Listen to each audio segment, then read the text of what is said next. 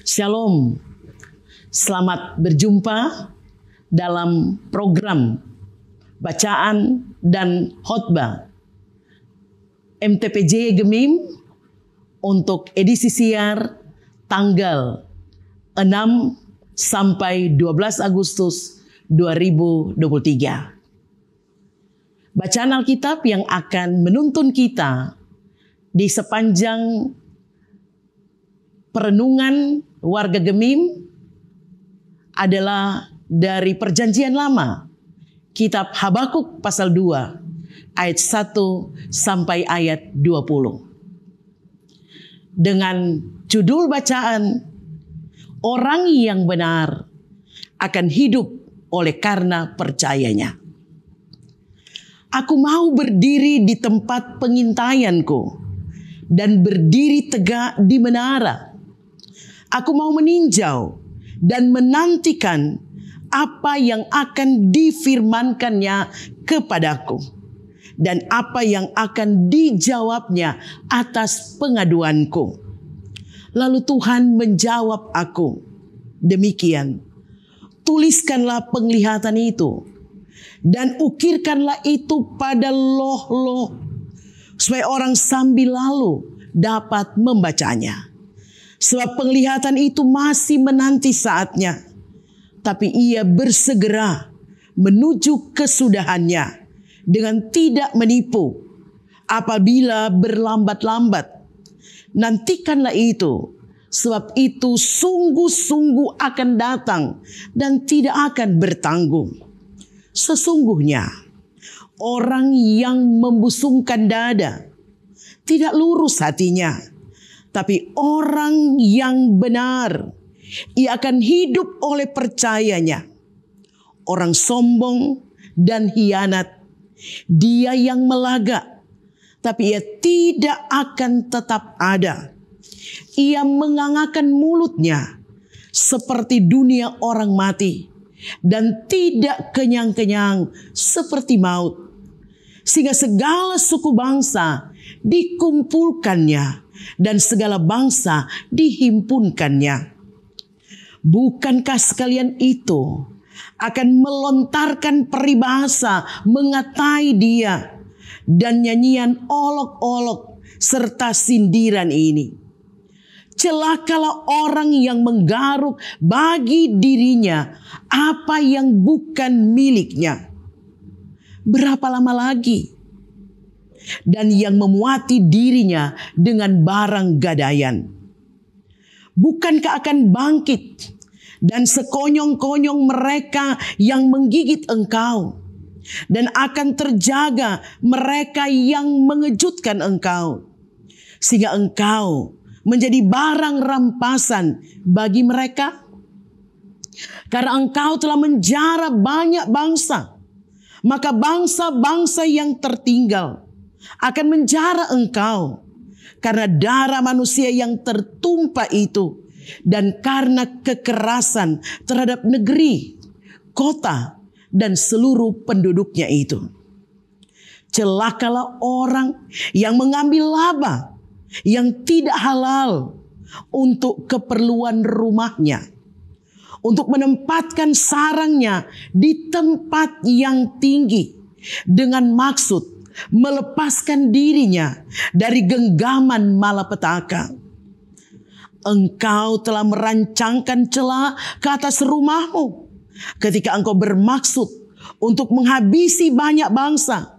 Dengan demikian engkau telah berdosa terhadap dirimu sendiri. Sebab batu berseru-seru dari tembok dan balok menjawabnya dari rangka rumah. Celakalah orang yang mendirikan kota di atas darah dan meletakkan dasar benteng di atas ketidakadilan. Sesungguhnya, bukankah dari Tuhan semesta alam asalnya, bahwa bangsa-bangsa bersusah-susah untuk api dan suku-suku bangsa berlelah untuk yang sia-sia? Sebab bumi akan penuh dengan pengetahuan tentang kemuliaan Tuhan seperti air yang menutupi dasar laut.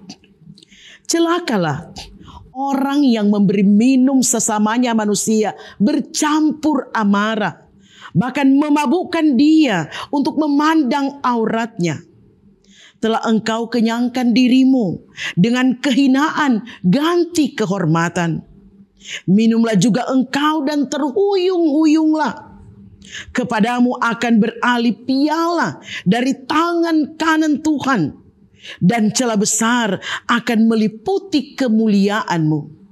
Sebab kekerasan terhadap gunung Libanon akan menutupi engkau, dan pemusnahan binatang-binatang akan mengejutkan engkau karena darah manusia yang tertumpah itu, dan karena kekerasan terhadap negeri, kota, dan seluruh penduduknya itu.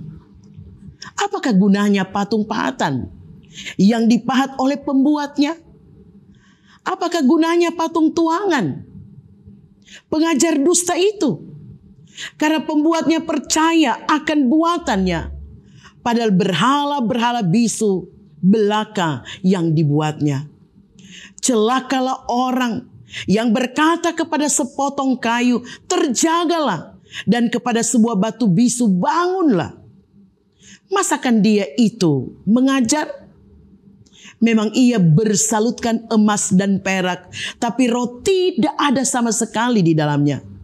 Tetapi Tuhan ada di dalam bait-Nya yang kudus. Berdiam dirilah di hadapannya, ya segenap bumi. Saudara-saudara, pernahkah kita merasakan bahwa Tuhan itu tidak adil? Bahkan kita mulai membandingkan dengan orang-orang di sekitar kita.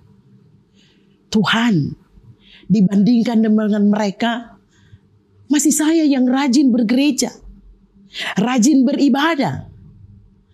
Tapi kok kelihatannya hidup mereka jauh lebih baik. Tuhan, hidup mereka itu banyak tidak baiknya. Suka memperdayakan orang, banyak menimbulkan kesusahan. Tapi kok mereka baik-baik saja. Bahkan kelihatannya mereka lebih sejahtera. Mereka nyaman-nyaman saja. Sementara itu, saya kok susah Tuhan. Kok penderitaan saya banyak. Tidak ada habis-habisnya. Kapan saya bahagia? Saudaraku, kira-kira seperti itulah gambaran perasaan Nabi Habakuk ketika dia melihat perbandingan hidup antara orang Israel dan orang-orang Kasdim atau orang Babel. Kita baca itu misalnya di pasal 1 ya. Karena itu Habakuk pasal 2 ayat 1 dimulai. Habakuk naik ke tempat yang tinggi, ke menara yang adalah tempat pengintaian. Dia berdiri di hadapan Tuhan Allah. Dia mau menantikan jawaban Tuhan atas apa yang ditanyakannya, apa yang diadukannya. Saudaraku, Habakuk beranjak dari tempatnya. Dia mencari tempat yang lebih tinggi, menunjukkan sebuah perjuangan. Dia tidak tinggal diam. Dia sedang berusaha untuk mencari tahu apa gerangan maksud Tuhan Allah. Dia merasa perlu sebuah ruang dan waktu yang khusus untuk dia berkusuk dengan Tuhan. Dia bergumul, dia berdoa untuk mendapatkan jawaban atas apa yang dialaminya, tapi juga yang dialami oleh bangsanya, atas perkara yang dihadapi ketika bangsa Israel terancam, tertekan, menderita karena perlakuan bangsa Kasdim, orang-orang Babel. Yang dalam pasal 1 ayat 6 digambarkan mereka adalah bangsa yang garang, tangkas, dahsyat dan menakutkan. Mereka punya angkatan perang yang luar biasa, yang menindas umat Israel. Sehingga dilihat bahwa keadaan ini adalah bentuk ketidakadilan Tuhan pada bangsanya. Sehingga dalam jeritnya, wahai Tuhan, kenapa bangsa yang banyak jahatnya itu justru kelihatannya Tuhan biarkan menindas bangsamu sendiri. Tuhan, apakah kau tidak lihat? Apa kau tidak sayang lagi dengan kami? Saudaraku, di saat kita bergumul, apa yang kita rindukan? So pasti tentu kita berharap dan sangat berharap keadaan akan berbalik, bukan? Sang Nabi mendapatkan jawaban Tuhan bahwa orang-orang Israel pada akhirnya mereka akan mendapatkan kemenangan mereka. Ayat 3, tidak akan berlambat-lambat dan segera akan menemui, tidak akan ditangguhkan. Saudaraku, tidak ada kata terlambat bagi Tuhan. Bagi Tuhan ada waktu yang tepat. Memang bagi kita manusia, kita boleh mengatakan, kok lama sekali Tuhan? Kapan Tuhan? Bayang pasti, Tuhan punya perhitungannya sendiri. Yang tidak sama dengan perhitungan kita manusia. Yang terkadang maunya cepat-cepat. Kalau boleh tidak usah berproses. Bahkan, kalaulah jalan pintas, jalan yang gampang, mengapa harus ambil jalan susah? Mengapa harus berbelat-belit? Saudaraku, tepat pada waktu akhirnya berita itu datang. Berita yang menyejukkan, berita yang menghidupkan, berita yang tidak sekedar menghibur, tapi suatu kepastian di tengah rasa galau, gelisah, putus asa orang Israel. Ayat 4 bagian A. Orang yang membusungkan dada tidak lurus hatinya. Ini menunjuk pada orang-orang Babel yang dengan angkuhnya menindas orang Israel, membusungkan dada mereka. Fokus mereka ada pada diri sendiri yang selalu menganggap diri benar. Overconfidence yang pada akhirnya menjadikan orang itu sombong, merasa dia yang paling bisa. Lama-kelamaan orang seperti ini tidak bisa menghargai orang lain lagi. Bahkan cenderung suka menyalahkan orang lain. Dan pasti hatinya tidak tertuju lagi pada Tuhan. Tidak lurus hatinya. Pasti hatinya hanya tertuju pada hatinya sendiri, pada pikirannya sendiri. Adakah kita juga pernah punya sikap seperti ini? Atau masih saja mempertahankan sikap seperti pemimpin dan orang-orang Kasdim yang begitu sombong, tinggi hati, kejam, selalu suka cari-cari musuh, diancam, ditekan, dibully, seperti banyak kejadian. Kalau bisa dibinasakan, supaya diri sendiri jadi senang, bangga, bahagia malah kalau dapat menjatuhkan orang lain. Tapi pada akhirnya sikap seperti itu hanyalah kesia-siaan. Ayat 4b. Tetapi orang benar itu akan hidup oleh percayanya. Inilah berita, kabar baik. Inilah suara Tuhan yang harus disuarakan oleh Nabi Habakuk dalam pemberitaannya. Bagaimana orang yang benar itu? Orang benar adalah orang yang hidup percaya pada Tuhan, yang menyerahkan sepenuh hidupnya, mau berjuang untuk melakukan apa yang Tuhan mau dan perintahkan, sekalipun mungkin itu sulit.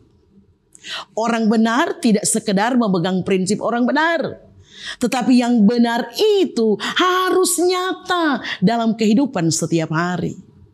Dia akan terus berjuang untuk dia mengasihi Tuhan.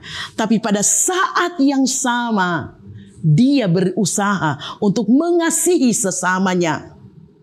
Memberi ampun pada orang yang mungkin memusuhi dia. Orang yang benar mempercayakan hidupnya pada Tuhan. Dia akan terus menjaga sikap hidupnya untuk boleh jadi berkat bagi orang lain. Bersikap dan bertindak yang tidak akan mempermalukan diri sendiri, terutama mempermalukan Tuhan kita. Saudaraku, apapun penderitaan kita, kesukaran, kepedihan, pergumulan yang dialami, kita tetap menjadi orang percaya pada Tuhan. Karena kita yakin, kita percaya Tuhan tak akan membiarkan kita untuk melewatinya sendiri. Sehingga keadaan apapun yang harus kita hadapi tidak harus mengubah ketaatan, kesetiaan kita pada Tuhan. Termasuk saat kita mungkin ada di atas dalam istilah. Mungkin kita ada di atas angin. Kita aman-aman saja. Karir kita baik. Ekonomi kita baik. Keluarga kita baik. Kita tidak akan terlena dengan keadaan itu. Sehingga kita akan menjadi lupa diri. Kita mulai mengecilkan Tuhan dalam hidup kita. Saudaraku, orang-orang Kasdim yang selalu merasa diri paling benar, paling kuat, melakukan penindasan pada orang-orang Israel, baik secara verbal, bahkan diikuti tindakan kekerasan. Memperkaya diri dengan jalan merampas yang bukan milik mereka. Bahkan terkadang pura-pura jadi orang baik, memberi pinjaman pada orang yang sangat membutuhkan. Tapi kemudian diikuti suku bunga yang sangat tinggi untuk memperkaya diri sendiri. Membangun rumah kediaman keluarga. Tapi justru membuat orang lain kehilangan rumah, tanah, barang berharga. Karena sudah digadaikan. Sehingga pada akhirnya tidak dapat ditebus lagi.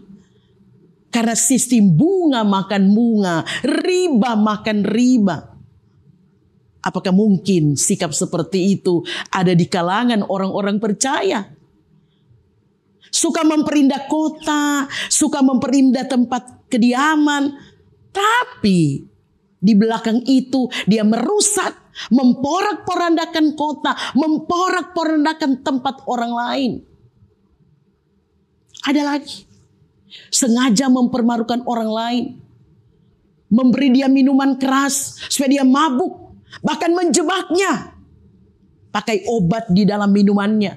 Supaya orang ini kalau dia mabuk, dia boleh melakukan tindakan amoral. Bahkan beramai-ramai mabuk. Ada istilah orang bilang mabuk berjamaah. Yang pada akhirnya merugikan orang lain. Saudaraku, mereka tidak hidup seperti orang-orang percaya.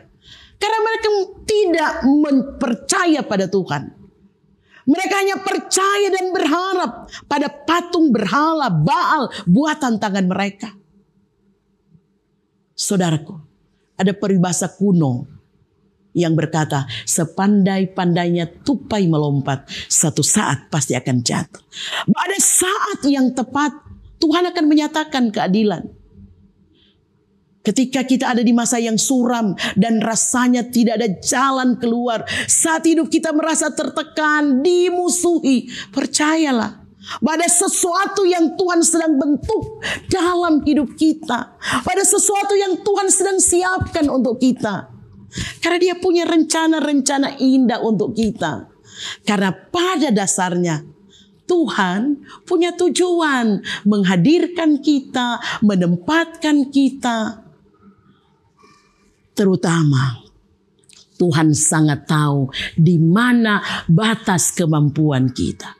Yang dibutuhkan kita hanya perlu sabar, tabah, tidak boleh menjadi lemah. Supaya iblis juga tidak akan memakai kelemahan kita untuk menjatuhkan kita. Saudara, sebab pada akhirnya Tuhan menyatakan keadilannya, pembalasannya pada bangsa Babel, ketika juga bangsa ini jatuh dikalahkan oleh bangsa Persia. Jadi saudara-saudara, janganlah kita sombong, jangan merasa paling bisa, tetaplah rendah hati. Terus berjuang dan hiduplah dalam kebenaran Tuhan.